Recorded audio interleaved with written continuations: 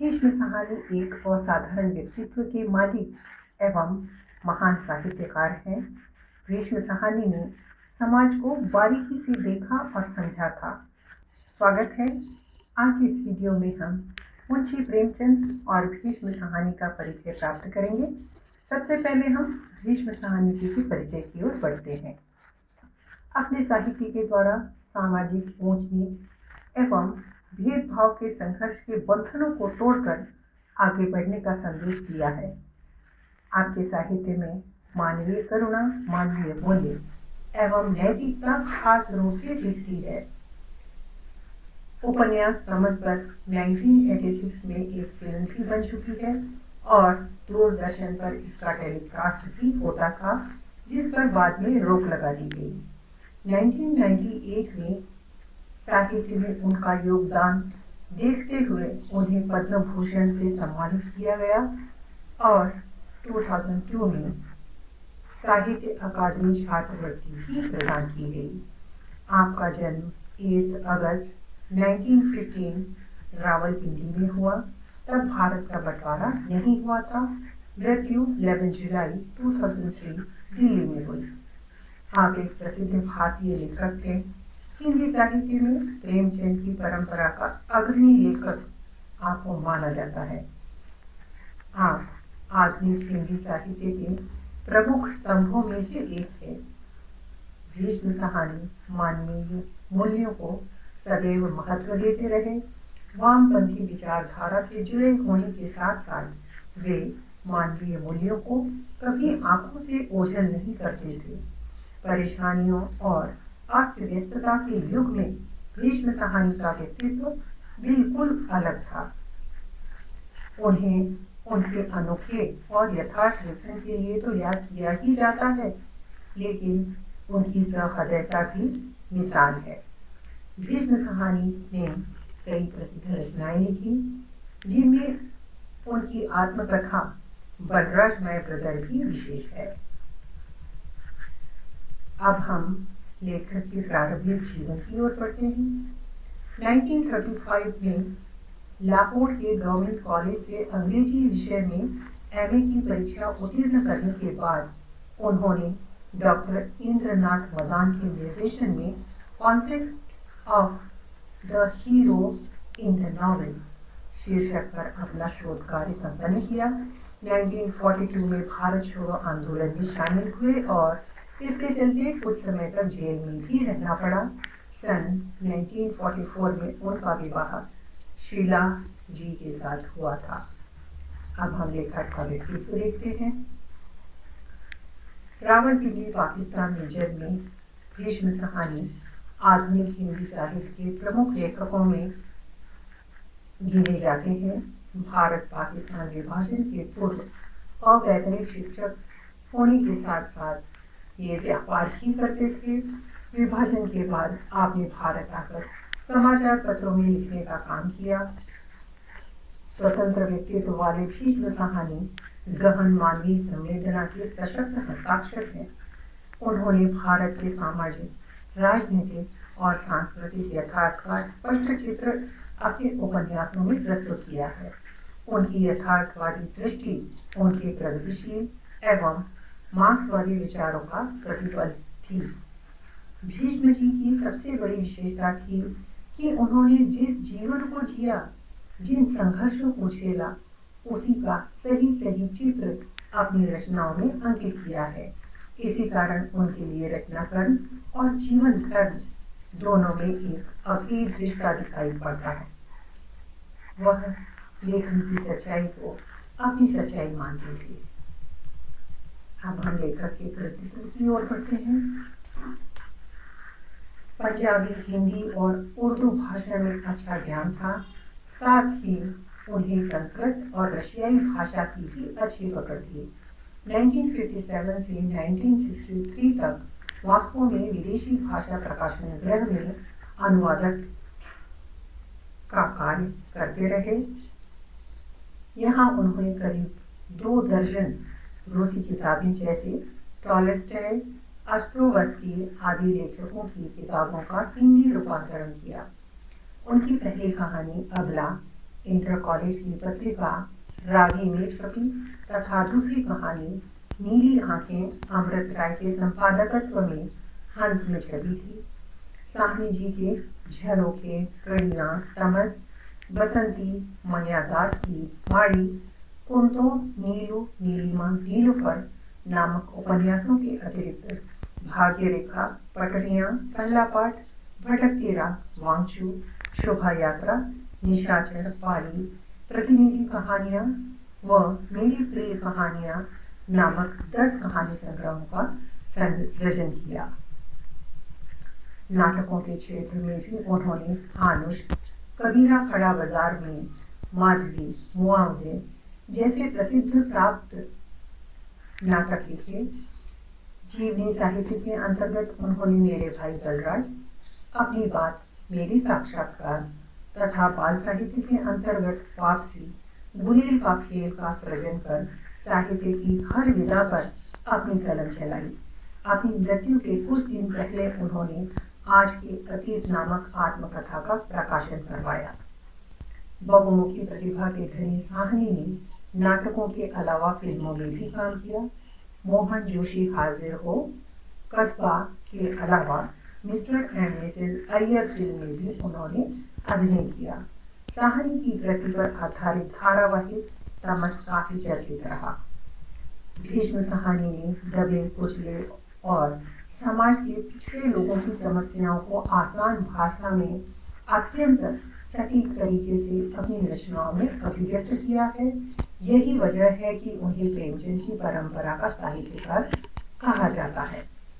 अपने जीवन काल में साहनी को बहुत से अवार्डों से नवाजा गया, जिसमें शिरोमणि लेखक अवार्ड 1979 भी शामिल है। 1975 में उत्तर प्रदेश सरकार ने तमस के लिए उन्हें सम्मानित किया था। इसके अतिरिक्त आप यहाँ उन्हें प्राप्त सम्मानों की सूची भी विस्तार रूप से देख सकते हैं कि किन नाटकों और किन रचना के लिए किस वर्ष में कौन सा सम्मान उन्हें प्राप्त हुआ था और सम्मानित किया गया था। सो इस प्रकार हम देखते हैं कि भीष्म साहनी बहुभाषी थे और उनका बहुभाषी होना उन्हें सफलता के चरम पर पहुंचाने में बहुत मदद करता रहा।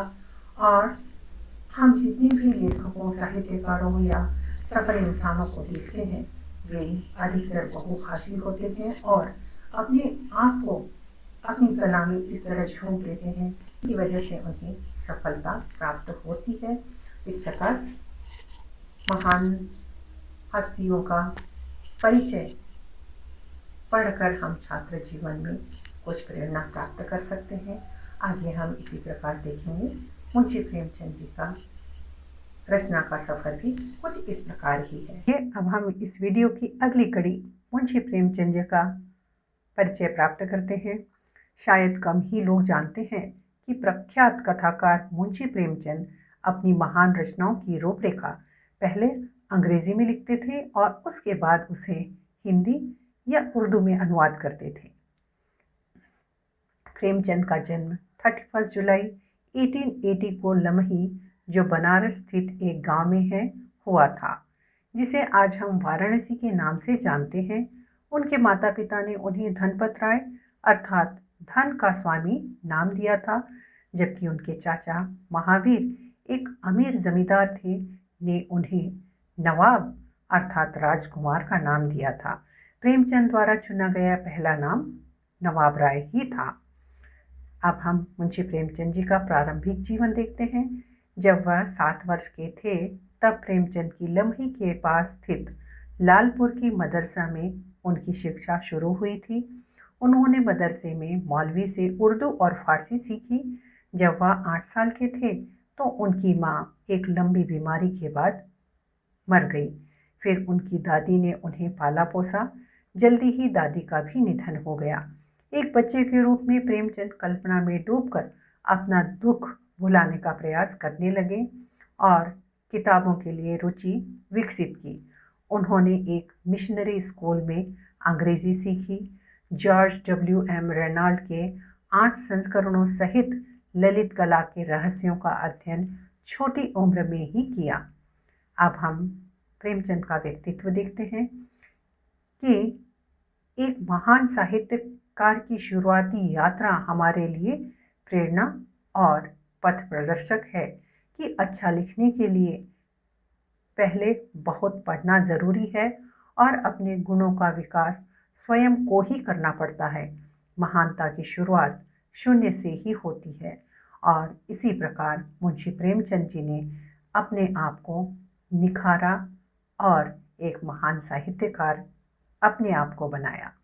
प्रेमचंद आपका साहित्यिक नाम था और बहुत वर्षों बाद उन्होंने यह नाम अपनाया। उनका वास्तविक नाम धनपत राय था। जब उन्होंने सरकारी सेवा करते हुए कहानी लिखना आरंभ किया तब उन्होंने नवाब राय नाम अपनाया। बहुत से मित्र उन्हें जीवन पर्यंत नवाब के नाम से ही बुलाते रहे। जब सरकार ने उनका पहला कहानी संग्रह सोजे वतन जब्त किया तब उन्हें नवाब राय नाम छोड़ना पड़ा। सोजे वतन नामक कहानी संग्रह के रचनाकार नवाब राय उर्फ प्रेमचंद हैं। इसका प्रकाशन 1908 में हुआ। इस संग्रह के कारण प्रेमचंद को सरकार का कोपभाजन बनना पड़ा। सोजे वतन का अर्थ है देश का मातम। इस संग्रह में 5 कहानियां थीं। दुनिया का सबसे अनमोल रतन, शेख मखमूर, यही मेरा वतन है, शोक का पुरस्कार और सांसारिक प्रेम। 5 कहानियां उर्दू भाषा में थी। हमीरपुर के जिला कलेक्टर ने इसे देशद्रोही करार दिया और उसकी सारी प्रतियां जलाकर नष्ट कर दी। इसके बाद नवाब राय से भी प्रेमचंद हो गए।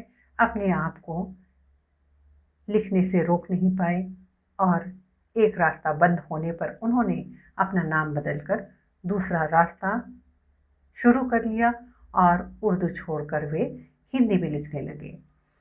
इसके बाद उनका अधिकतर साहित्य प्रेमचंद के नाम से ही प्रकाशित हुआ। इसी काल में प्रेमचंद ने कथा साहित्य बड़े मनोयोग से पढ़ना शुरू किया। एक तंबाकू विक्रेता की दुकान में उन्होंने कहानियों के अक्षय भंडार तिलिस्मी होश रुबा का पाठ सुना। इस पौराणिक कथा के लेखक फैज बताए जाते हैं, जिन्होंने अकबर के मनोरंजन के लिए ये कथाएं लिखी थी। एक पूरे वर्ष प्रेमचंद ये कहानियां सुनते रहे और इन्हें सुनकर उनकी कल्पना को बड़ी उत्तेजना मिलती थी। कथा साहित्य की अन्य अमूल कृतियां भी प्रेमचंद ने पढ़े। इसमें सर शार की कृतियां और रेनाल्ड की लंदन रहस्य भी थी। गोरखपुर में बुद्धिलाल नाम के पुस्तक विक्रेता से उनकी दोस्ती हुई। वे उनकी दुकान की कुंजियां स्कूलों में बेचते थे और इसके बदले में कुछ उपन्यास थोड़े समय के लिए पढ़ने को घर ले जा सकते थे। इस प्रकार उन्होंने 2-3 वर्षों में सैकड़ों उपन्यास पढ़े होंगे। इस समय प्रेमचंद के पिता गोरखपुर में डाक मुंशी की हैसियत से काम करते थे। गोरखपुर में ही प्रेमचंद ने अपनी सबसे पहली साहित्यिक रचना लिखी थी। यह रचना एक अविवाहित मामा से संबंधित नाटक था। मामा का प्रेम एक छोटी जाति की स्त्री से हो गया था। वे प्रेमचंद को उपन्यासों पर समय बर्बाद करने के लिए डांटते रहते थे। मामा की प्रेम कथा को नाटक का रूप देकर प्रेमचंद ने उनसे बदला लिया। यह प्रथम रचना आज उपलब्ध नहीं है क्योंकि मामा ने गुस्सा होकर उनकी हाथ से लिखी हुई पांडुलिपियों को आग में फेंककर खत्म कर दिया। गोरखपुर में प्रेमचंद को एक नए मित्र महावीर प्रसाद पोद्दार मिले और उनके परिचय के बाद प्रेमचंद और भी तेजी से हिंदी की ओर झुके। उन्होंने हिंदी में शेख सादी पर एक छोटी सी पुस्तक लिखी थी। टॉल्स्टॉय की कुछ कहानियों का हिंदी में अनुवाद किया था और प्रेम पचीसी की कुछ कहानियों का रूपांतरण भी हिंदी में कर रहे थे। ये कहानियां सप्तसरोज शीर्षक से हिंदी संसार के सामने सर्वप्रथम 1917 में आई। ये 7 कहानियां थीं। बड़े घर की बेटी, सौत, सज्जनता का दंड, पंच परमेश्वर, नमक का दरोगा, उपदेश और परीक्षा। प्रेमचंद की सर्वश्रेष्ठ कहानियों में इन कहानियों की गणना होती है। अब हम मुंशी प्रेमचंद जी का कृतित्व देखते हैं। प्रेमचंद की कृतियां भारत के सर्वाधिक विशाल और विस्तृत वर्ग की कहानियां हैं। उन्होंने उपन्यास, कहानी, नाटक, समीक्षा, लेख, संपादकीय, संस्मरण आदि अनेक विधाओं में साहित्य की सृष्टि की, किंतु प्रमुख रूप से वे कहानीकार थे। उन्हें अपने जीवन काल में ही उपन्यास सम्राट की पदवी भी मिल गई थी। प्रेमचंद की जीवनी कलम का सिपाही के लिए साहित्य अकादमी पुरस्कार से सम्मानित किया गया। इसके लेखक अमृत राय प्रेमचंद के छोटे बेटे थे। इतना ही नहीं, पत्नी शिवरानी देवी भी प्रेमचंद के साथ रहकर साहित्य रचना करने लगी थी। प्रेमचंद जो कुछ भी लिखते थे तो पहले शिवरानी के विचार उस पर जानते थे। अतः हम देखते हैं कि उनका व्यक्तित्व इतना प्रभावशाली था कि उनके पास रहने वाले सभी को लिखने पढ़ने की प्रेरणा मिलती है। अब हम मुंशी प्रेमचंद जी की भाषा शैली की ओर बढ़ते हैं। प्रेमचंद जी शुरू में उर्दू रचना करते थे, बाद में हिंदी में लिखना प्रारंभ किया। अतः उनकी भाषा में उर्दू की चुस्त लोकोक्तियाँ तथा मुहावरों के प्रयोग भी अधिकता से मिलते हैं। मुंशी प्रेमचंद की भाषा सहज, सरल, व्यावहारिक, प्रवाहपूर्ण, मुहावरेदार एवं प्रभावशाली है तथा उसमें अद्भुत व्यंजना शक्ति भी विद्यमान है। प्रेमचंद की भाषा शैली एकदम सटीक और साधारण थी, इसलिए उनकी हर रचना सीधे जनमानस के मन पर असर करती है। उन्होंने सदैव समाज की बुराइयों पर बहुत ही मार्मिक और गहरे तरीके से कटाक्ष किए हैं। उनकी हर रचना निचले दर्जे के लोगों की समस्याओं और शोषण को बखूबी दर्शाती है। इस प्रकार दोनों ही महान रचनाकारों के परिचय पूर्ण होते हैं। धन्यवाद।